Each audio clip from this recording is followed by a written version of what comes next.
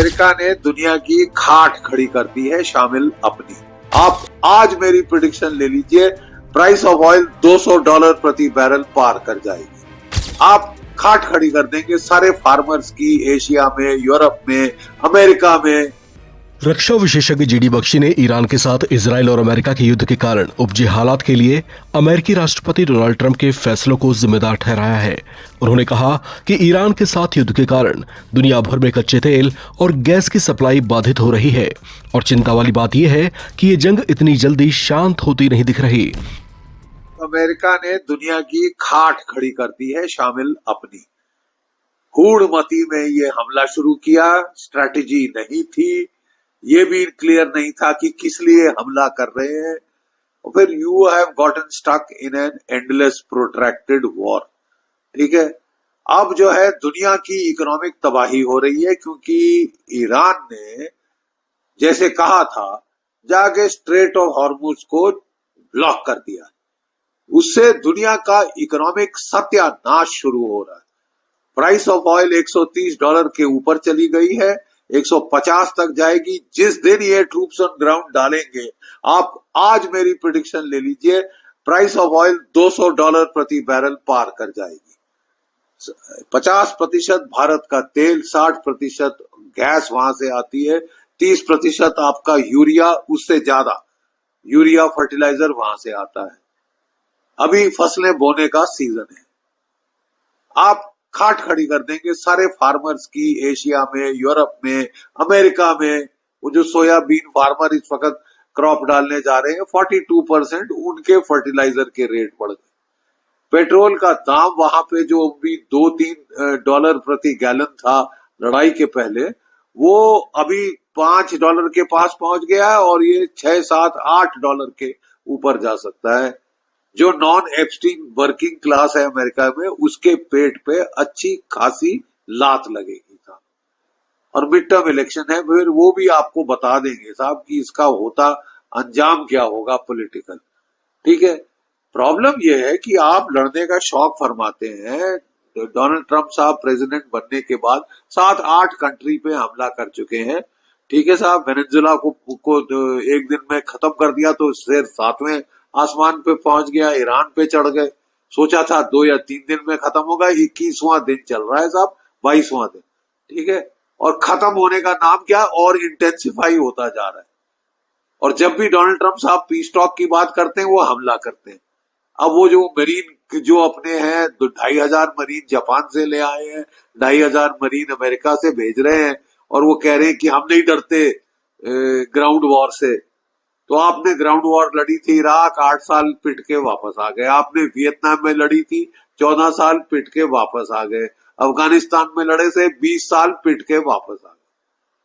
अब फिर शौक फरमा रहे हैं, तो फिर क्या किया जा सकता है साहब? प्रॉब्लम यह है कि आप शौक फरमाते हैं लड़ने का, ठीक है, और भुगते पूरी दुनिया। इकोनॉमी पूरी दुनिया की तबाह हो, रिसेशन आए, भट्टा बैठ जाए, आपको क्या फर्क पड़ता? आपका भी पड़ रहा है साहब। आपकी इकोनॉमी जब आपके लोगों को हिट करेगी ना, तब आपको होश हवास आपके वो उड़ा देंगे अगली इलेक्शन के अंदर। आप शायद सोच रहे हो कि मैं लड़ाई लंबी खींच के इलेक्शन ही कैंसिल करा दूं। यही चारा रह गया है, और क्या रह गया? ये क्यूबा में लड़ाई शुरू कर रहे हैं साहब, ये लड़ाई खत्म नहीं हुई। I don't know what is the problem. GD Bakshi ने कहा कि वैश्विक आपूर्ति संकट को कम करने के लिए अमेरिका ने ईरानी तेल बिक्री के लिए 30 दिन की छूट दी है, लेकिन ये कोई स्थायी उपाय नहीं है, क्योंकि अभी तो शुरुआती प्रभाव दिख रहे हैं, जिसमें एलपीजी गैस की किल्लत बढ़ रही है, जबकि आने वाले टाइम में पेट्रोल और डीजल के साथ साथ किसानों के लिए खाद की कीमतें भी आसमान छू सकती हैं। रक्षा विशेषज्ञ जीडी बख्शी ने कहा कि जिस जंग को टाला जा सकता था, उसे अमेरिका ने जानबूझकर भड़काया और दुनिया को संकट में डाला है। अमेरिका ने दुनिया की खाट खड़ी कर दी है, शामिल अपनी। हूड़मती में ये हमला शुरू किया, स्ट्रैटेजी नहीं थी, ये भी क्लियर नहीं था कि किस लिए हमला कर रहे हैं।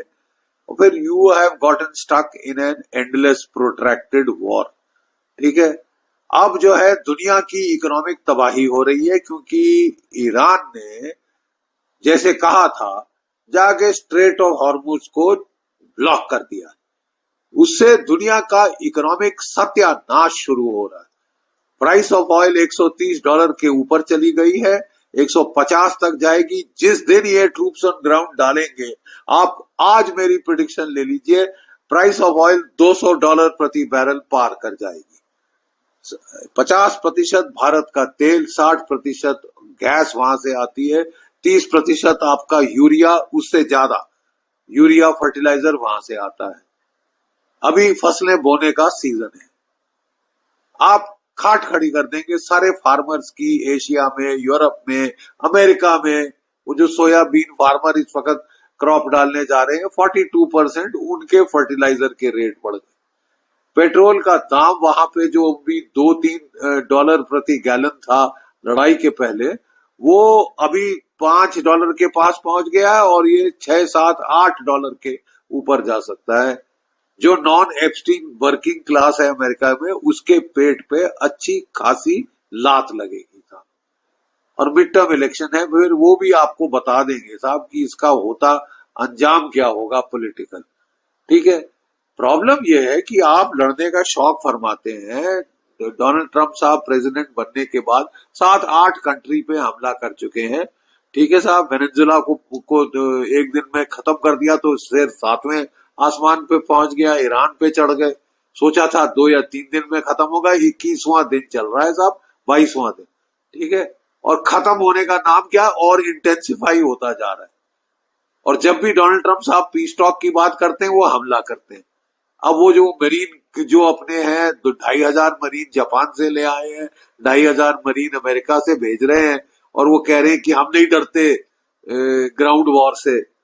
तो आपने ग्राउंड वॉर लड़ी थी इराक, 8 साल पिट के वापस आ गए। आपने वियतनाम में लड़ी थी, 14 साल पिट के वापस आ गए। अफगानिस्तान में लड़े से 20 साल पिट के वापस आ गए। अब फिर शौक फरमा रहे हैं, तो अब फिर क्या किया जा सकता है साहब?